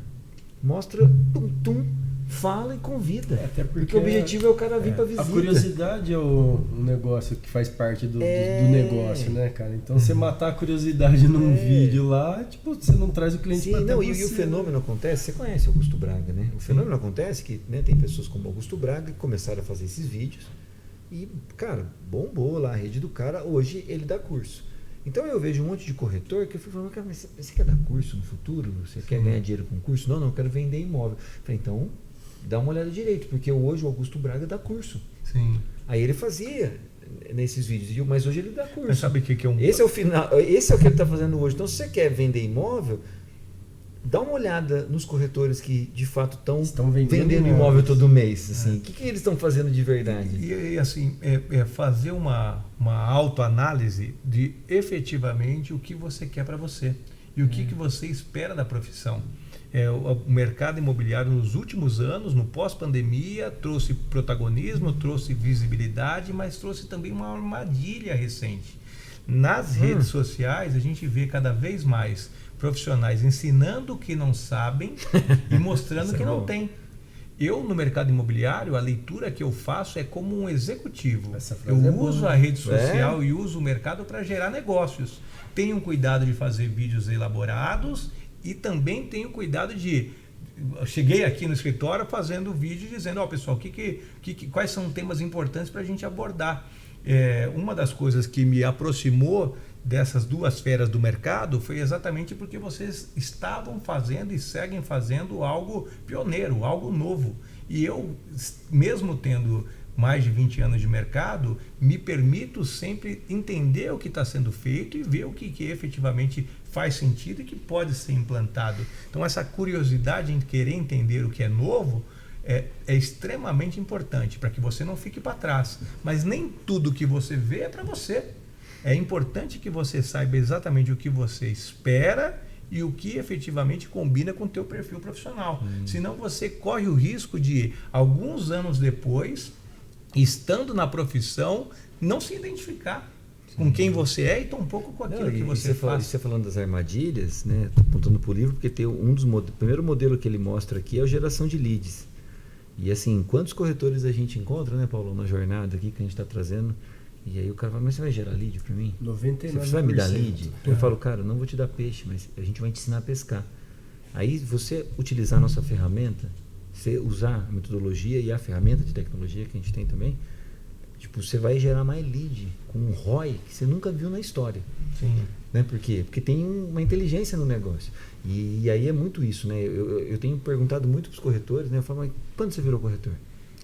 Se o cara fala que virou corretor de 2011 para frente, ele é o corretor da internet. Então, assim, ele já nasceu numa era onde as pessoas começaram a receber esses leads de portal. Então, para ele, é meio que esse mundo. Entendeu? Agora, para esse cara, para mim, que veio lá de 2000, que foi panfleteiro e tal, eu dava na rua de porta em porta batendo. Sim. O cara, quando me colocou no mercado imobiliário, ele falou, imita o testemunho de Jeová, bate de porta em porta, aí vai conversando, você vende a palavra do mercado imobiliário agora. Sim. E aí a gente, puta relacionamento, vendi lá em 40 dias e blá blá blá. Então, quando a gente sabe aonde realmente está, né, eu falo assim, o nosso core business, né, onde está a alavanca do nosso negócio? Está na geração de lead. Então, cara, o seu negócio nunca vai depender de um terceiro. Sem dúvida. Ele depende 100% do seu relacionamento e de como você mexe com esse relacionamento. Aí, quando entra uma indústria nova, num mercado que nem no mercado imobiliário, então aparece lá a internet, os portais, né, o metaverso, o Google, blá blá blá, e eles vão falar, ó, quero ajudar vocês. E quanto isso está tudo bem. Agora, no momento onde eles começam a colocar você, né, começa a te acuar, e você começa a entender que você é dependente deles, e aí é um ponto também que a gente fala assim, cara, se você está numa relação de dependência, de verdade, tipo, fica atento. Fica atento. Porque não é a melhor relação, né? Então, você pegar lá Jung, que é o psicólogo, ele vai falar, né? Você passa por essas relações, não tem como, porque é assim na vida, é assim no mundo. Mas você tem que olhar e perceber onde você está para você poder se movimentar. Então, você descobriu que você está numa relação dependente, você tem que sair daí, porque essa relação só serve para você aprender alguma coisa. Percebeu, você tem que sair dessa relação independente, seja no trabalho, seja com um amigo, seja com alguma coisa, né? Eu sou dependente daquilo, você tem que se atentar. Aí você vem para a relação que fala que é independente, né? Que para quem era dependente, a relação independente parece ser a melhor maravilha. Sim. E até é melhor do que a dependente, mas na relação independente existe assim, o cara que está do outro lado, como você é independente, então é o seguinte, se der certo, bom para você. Se não der certo, problema seu, entendeu? Sim, sim. Então pensa como casal, né? Um casal que tem uma relação dependente é tóxico. Se for independente totalmente, cara, um não está preocupado com o outro. Sim, porque sim. se der errado é problema dele. Então também não é bom. Então aí, né, Jung e a Keller Williams adota vai falar da interdependência, que Fantástico. é a saudável, entendeu? Fantástico. Que é quando existe uma troca, existe uma relação ganha-ganha e ambos os lados, né, meu pai se complementam. O meu pai falava a gente vai conectando as coisas. Meu pai sempre falou para mim muito sobre, até porque ele separou da minha mãe e tal, então ele falava sobre que as relações, você pega um cadarço, não tem aqui para dar o exemplo, mas você não pode a relação não pode ser um nó, porque se uma ponta vai para um lado, outra ponta vai para o outro, o nó aperta, aquilo dói. Mas se for um laço é perfeito. Perfeito. Porque ele se desfaz e você monta ele de novo, né? E isso é interdependência, né? Eu tenho a percepção muito clara da interdependência, como funciona o corpo humano. Então você pode, de nada adianta você ter as vistas boas, mas ter um problema nas pernas para caminhar. De nada adianta você ter seu coração bem pulsando e você ter um problema no cérebro. O corpo, para que ele funcione bem, todos os órgãos funcionam de forma independente. Então para o nosso dia a dia, e trazendo isso para a realidade, eu vejo muito, Samuel, e o Paulo sabe disso, Tem muito profissional gerando vídeos de alta qualidade e se endividando para isso, impulsionando, bombando o seu cartão de crédito para poder conseguir gerar mais leads, mas quando o cliente vem, ele não sabe o que fazer. O cliente levanta da mesa e vai embora. Então pensa na interdependência. Essa parte é um chute mesmo. Pensa na interdependência no papel do corretor. Você deve sim gerar conteúdo, você deve sim ter aptidões no trabalho de rua, fazer ponto externo, captação. Eu não sei qual que é a sua praia, mas efetivamente o profissional de destaque, ele precisa ter consigo a capacidade de tocar uma negociação do início ao fim. Se ele for bom só em uma etapa, uma outra vai deixar ele descoberto. E pega o próprio exemplo do Celestino aqui lá na história do panfleteiro, né? Porque você pode ser uma pessoa ocupada, como eu acredito que todos os panfleteiros estavam ocupados lá. Sem dúvida. Entendeu? Mas você pode ser produtivo. E é um pouco dessa parada que eu tento despertar os corretores para essa realidade da internet. Que eu falo, cara, você está recebendo 100 leads do portal Z, blá, do outro X. E você está ligando para esses 100. Aí você está ocupando a sua semana ligando para esses 100. Qual que é a conversão? Qual que é o resultado que você está tendo? Será que em vez de 100 leads, se você estivesse usando uma inteligência e estivesse gerando 20 leads, será que você não seria mais produtivo? Entendeu? E estaria menos ocupado? Porque esse negócio da ocupação, as pessoas ficam felizes, né? Elas se sentem produtivas, elas falam, não, eu estou trabalhando pra caramba. Eu tenho um exemplo. Mas tem uma inteligência que né, pode ser produtivo em vez de ser ocupado. Eu tenho um exemplo, chega a ser triste para a profissão.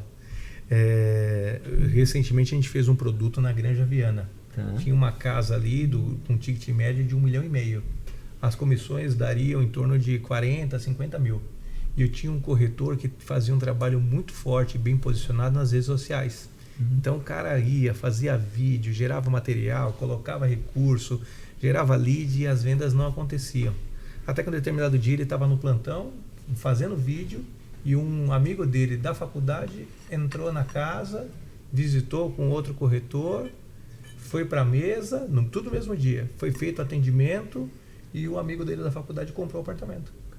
E aí ele pegou e falou assim, Alessandro, você não vai acreditar. Eu falei, o quê? Ele falou, cara, esse cara é da minha faculdade, cara, é amigo meu e está comprando ali, está assinando o contrato. Eu falei, tá vendo? A gente tem um cuidado de mostrar o que a gente faz nas redes, buscando um longo alcance, mas o comprador pode dar do nosso lado. Então é aquilo, o quanto você consegue ser produtivo, né? Ou somente ocupado. Essa história eu escuto ela repetitivamente. Então assim. E você está falando de um amigo, né? De um amigo, um caso parente. Um caso muito próximo e a pessoa não tem essa. Primo. Então assim, na hora de você efetivamente se propor a fazer algo, tenta ver o negócio como um todo e não somente uma partícula daquilo que você faz. Porque vendo o negócio como um todo, você vai conseguir converter. O Gary Keller, ele tem um outro livro, e esse ele não é específico. Eu até sempre falo que esse livro aqui ele começa com uma parte de mentalidade, para depois ele vir para a parte prática. Mas é um livro de cabeceira mesmo, né? Não é vou ler aqui, que história linda. Sim, cara, é um livro sobre fazer as coisas e colocar em prática as ações que estão aqui. Mas a parte de mentalidade, ele transformou num livro que é best-seller, que é A Única Coisa. O foco pode trazer resultados extraordinários. É um livro vermelhinho, isso aí todo mundo consegue comprar em português. É um livro muito bom. E A Única Coisa. A Única Coisa, o foco pode trazer resultados extraordinários. E esse livro, ele permeia a relação do 80-20 de Paretos. Né? Então, que 20% de esforço gera 80% de resultado, 80% de esforço gera 20%. Sim. Então, quais são esses 20%? Né? E aí para fechar o que a gente está falando, né? Esses 20%, né, é você colocando toda a sua energia com inteligência, né? Sendo produtivo, né? E não sendo você só vai com direto esforço. ao ponto. Não, aqui só tem a coletânea de livros do mercado imobiliário. Que tem outros também, tem o Bold, ele tem uma coletânea. Não. Aí esse aí, como é um livro destacado, ele não é do mercado imobiliário. Não é do. É um best-seller, mas ele fala sobre mentalidade. Ele até eu estou lendo um outro livro que foi a referência que ele usou para escrever Isso é a Única Coisa, que chama First Things First, que é primeiro o mais importante. Ok. Super legal. Os livros de mentalidade mesmo para gestão, porque eu acho que isso é um problema meu, dele, todo mundo que está aqui, né? Chama gestão de tempo, né? Assim, cara, sem dúvida. Você sempre tem que estar aprimorando essa parada. Tem uma leitura recente que eu fiz, que é um livro chamado Hábitos Atômicos. Nossa, esse livro é fantástico. Assim, o irmão do Zé Federighi. Mostra, tem uma parte ali que ele traz uma equipe de ciclismo sim. A empresa de bicicletas que forneciam as bikes para a seleção tinha uma certa resistência, porque o time da seleção na ocasião era tão ruim que poderia denegrir ali a marca de bicicletas. E aí eles contrataram um treinador que assumiu esse time. E aí ele começou a olhar diversos detalhes, né?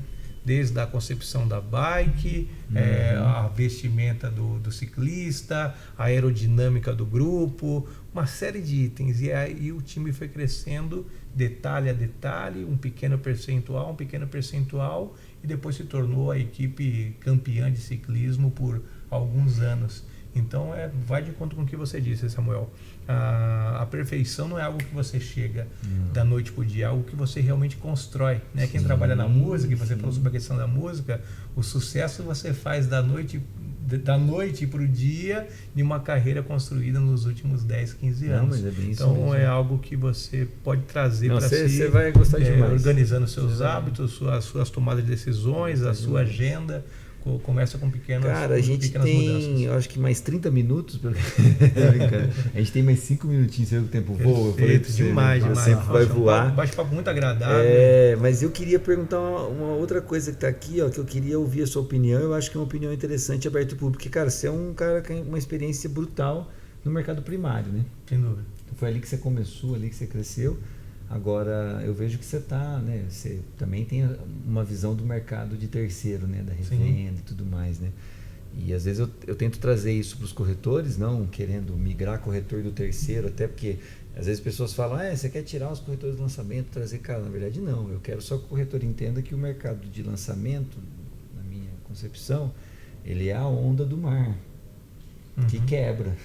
Sim. E depois volta para o oceano. Então, o oceano azul, né? Então, algumas pesquisas, até se você for ver, o mercado que mais cresce é o mercado de terceiro. Porque cada lançamento que cada empresa que você trabalhou colocou no mercado, aquilo fica lá e vai continuar vendendo produto ao longo dos anos. Então, é um mercado realmente pujante e uma parte importante da economia está nele, né? Assim, é um mercado que paga melhor para o corretor, porque tem um trabalho consultivo maior do que o trabalho de lançamento. E aí eu marquei aqui para te ouvir, né? Eu queria, né, ver na visão do Celestino, né? Esse mercado de terceiro, tipo, qual é a sua visão? Como que você vê o mercado brasileiro? Não sei se você tem alguma métrica de comparação com outros mercados, mas assim, qual que é a sua visão, assim, né? Como que você vê o mercado de terceiro? Primeiro sobre mercado, né? O mercado imobiliário, ele nunca esteve tão em alta. E esse movimento não começou aqui, esse movimento realmente começou lá fora. Durante a pandemia, diversos profissionais em diversas áreas começaram a se ver fazendo atividades repetitivas. E em um determinado momento teve aquele movimento que é o The Great Resignation, né, que é a grande renúncia. Começou a se criticar se era aquilo que queria se fazer nos próximos 5, 10, 15, 20 anos. E aí começaram a ver no empreendedorismo uma oportunidade de ter qualidade de vida. Nem sempre vai ter tempo disponível, né, em abundância, mas organizando bem a agenda e colocando as prioridades, você consegue efetivamente tratar de forma equilibrada diversas esferas da vida. Esse movimento vem para o Brasil, acontece de forma mais evidente. Alguns profissionais têm demonstrado que isso é possível mediante a uma organização. Falando do mercado de terceiro, mercado esse do qual eu não atuo, mas tive contato com alguns profissionais que foram referência durante anos. E eu posso destacar um deles chamado Felipe Ducati, que eu conheci em Porto Alegre, que tinha uma imobiliária pequena na cidade de Gravataí, montou essa operação em Porto Alegre e posteriormente vendeu aí para uma imobiliária com participação nacional. Ele dizia que o corretor do segmento de terceiros, para ele ter sucesso, ele precisa sim objetivar o negócio, mas principalmente evidenciar aquilo que ele faz de melhor, que que é o trabalho dele e o nome dele. Porque, como você bem disse, o negócio imobiliário de lançamento ele acontece uma vez, é quando lança. E ele é cíclico, né, de acordo com os lançamentos. Já o mercado de terceiros, ele acontece a todo momento. Famílias se constroem, famílias se dividem e esses imóveis vão ficando disponíveis e outras necessidades surgem. O corretor de imóveis que efetivamente entende o seu papel e traz para si essa responsabilidade de manter ativa a sua carteira, ele vende sempre. Eu tenho amigos no segmento de terceiros que conseguem fazer para um cliente investidor alguns negócios, vendas de alguns imóveis naquele mês, mas algo que se repete muito é algumas vendas ao longo de vários meses e anos. E aí, quando você atua por um ano, você tem um volume, por 5 anos outro volume, mas por 10 anos você consegue ter no mercado imobiliário a renda principal, que é aquilo que você vende, mas você consegue construir muito mais facilmente a renda passiva, né, onde você consegue, mesmo estando dormindo, a receita gerando para você. O mercado imobiliário de terceiro é algo que eu não atuo, mas assim como no lançamento eu conheço diversos profissionais muito bem sucedidos porque se comprometeram com a atividade, com esse modelo de negócio. Então, com certeza, tem muita oportunidade para quem quiser aprender. Isso aí que você está falando, eu acho muito interessante ressaltar nessa parte, porque até tem a outra literatura lá do Shift, que é a virada de mercado, mas que quando você faz esse trabalho de longo prazo, em cima da sua carteira de clientes, que é muito no que o Samuel falou, né? Que hoje as pessoas ficam muito vidradas esse negócio de lead, ficar pagando um monte de ferramenta de geração de lead, mas que no fundo o melhor lead, né, a gente fala sempre, está aqui dentro, né? E você cuidar bem do que está aqui dentro faz esse resultado vir durante anos. Então, para quem consegue atuar no mercado, né, que não tem parada, né? Então, se você faz um bom atendimento, um bom relacionamento de longo prazo, não existe crise. Por causa disso. Porque sempre vai ter alguém comprando, sempre vai ter alguém vendendo. Se você construiu essa linha de relacionamento, você consegue ter perenidade no seu negócio. Eu vou fechar a gente fechar por causa do horário dos meninos, mas eu acho que pegando uma parte que eu queria falar disso que você falou, que foi muito importante, o que o Paulo falou agora, né? Você comentou sobre a equipe, né? O gestor levar segurança, né? Para a galera, né? E hoje uma das coisas que a gente vem trazer para o mercado é o quê? Cara, o mercado imobiliário é um lugar seguro. Então, assim, no mercado de terceiro, né, ao longo dos... eu estou desde 2015 trabalhando com o modelo americano, né, da rede vizinha e tudo. Então, quando eu olho hoje, eu sei fazer o corretor no mercado de terceiro ter previsibilidade. Eu sei fazer ele construir um negócio de recorrência.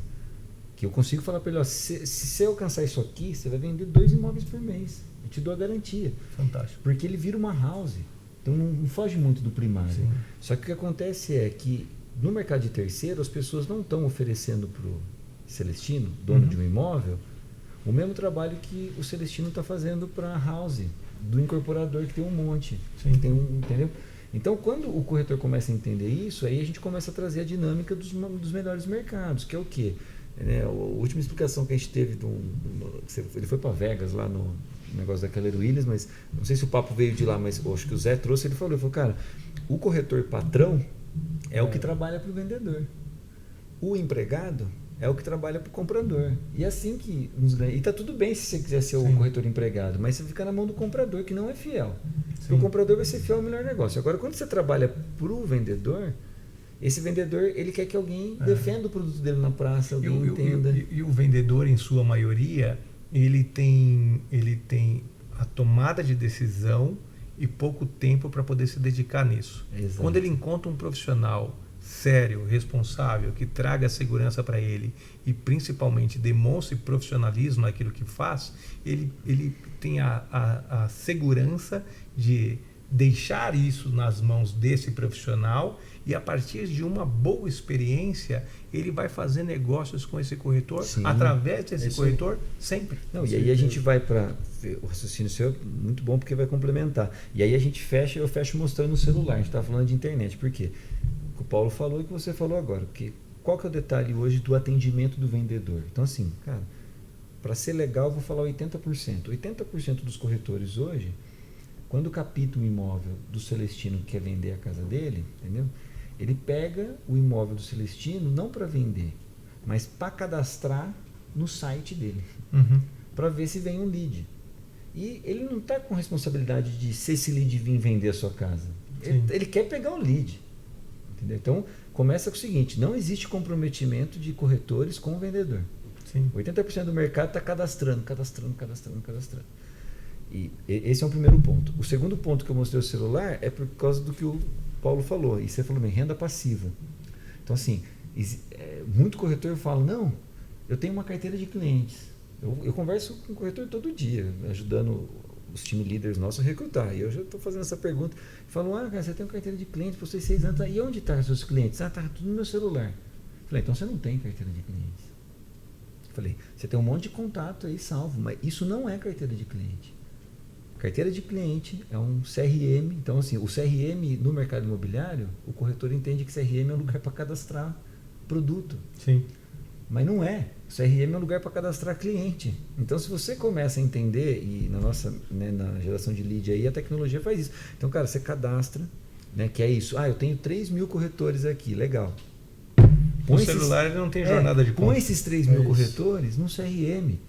Porque aí, dentro desse CRM, você vai cuidar da saúde da informação desses dados, você vai melhorar esses dados, né, no Comend, lá, que é a nossa plataforma, que é própria, né, ele tem lá o Smart Plan, que são planos inteligentes. Então, você consegue programar a comunicação com esse cara, né, deixar essa comunicação...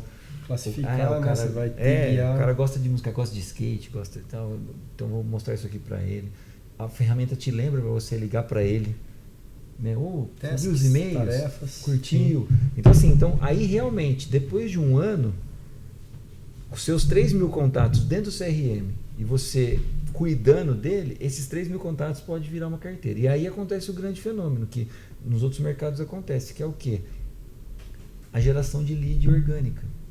Por quê? Se você tem esses 3 mil contatos e se você cuida deles, esses caras começam a gerar indicação para você.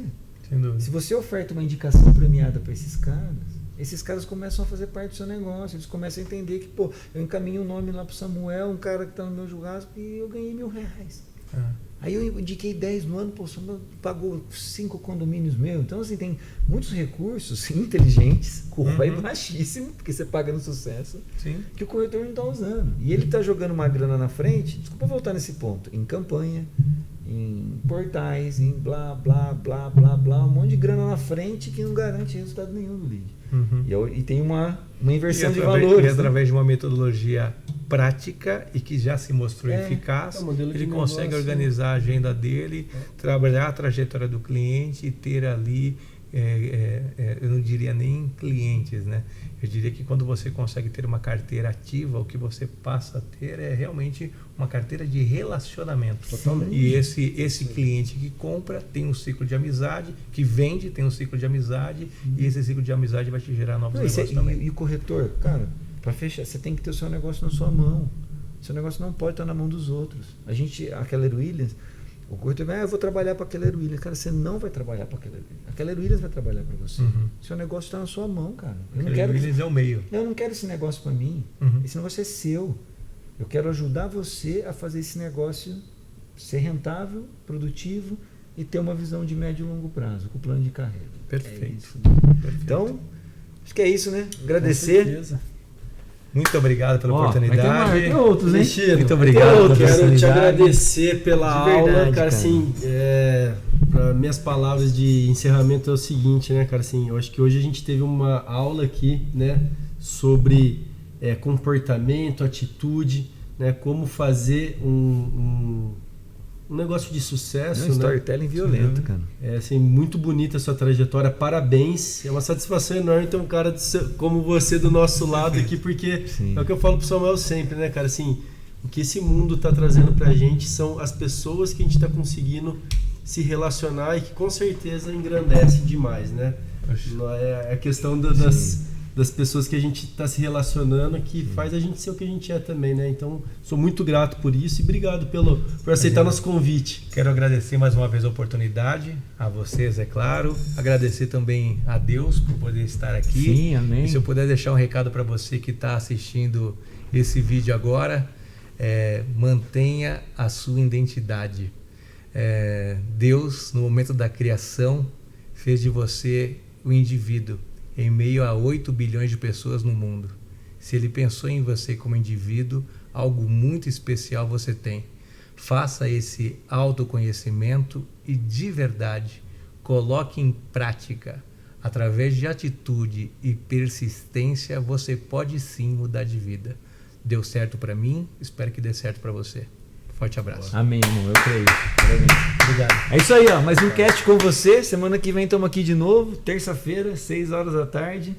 Tô com você. Valeu. Valeu, boa noite. Obrigado, gente. Obrigado mesmo.